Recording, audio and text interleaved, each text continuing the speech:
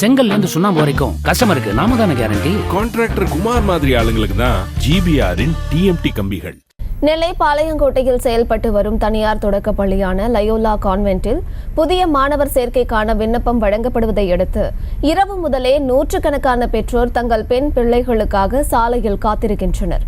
இது குறித்தான மேலும் விவரங்களை கொடுப்பதற்காக செய்தியாளர் ராஜா இணைப்பில் இருக்கிறார். பேசலாம் ராஜா, விவரங்கள்.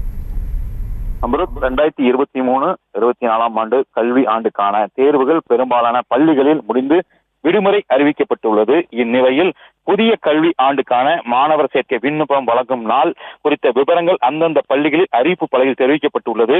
அதன்படி நெல்லை பாளையங்கோட்டையில் செயல்படும் தனியார் பள்ளியான லயோலா கான்வென்ட் மெட்ரிகுலேஷன் பள்ளியில் இன்று முதல் எல்கேஜி மாணவர் சேர்க்கை விண்ணப்பம் வழங்கப்படும் என பள்ளி நிர்வாகம் சார்பில் ஒரு மாதத்திற்கு முன்பே அறிவிப்பு பலகை மூலம் தெரிவிக்கப்பட்டுள்ளது.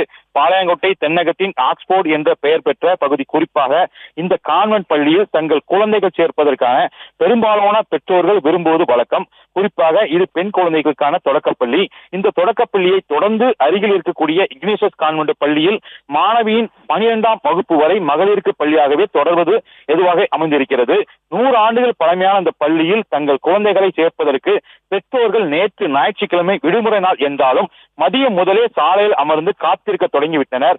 நேரம் ஆக இரவு தொடங்கியும் பெற்றோர்கள் சாலையில் படுத்திருந்து விண்ணப்பம் வாங்குவதற்காக காத்திருப்பை நீடித்திருந்தனர். இரவில் சாலையில் கொசுக்கடியில் படுத்து உறங்கும் பெற்றோர்கள் காலையில் குடும்பத்தோடு வெயிலில் பொருட்படுத்தாமல் நீண்ட வரிசையில் நின்று கொண்டே காத்திருந்தனர்.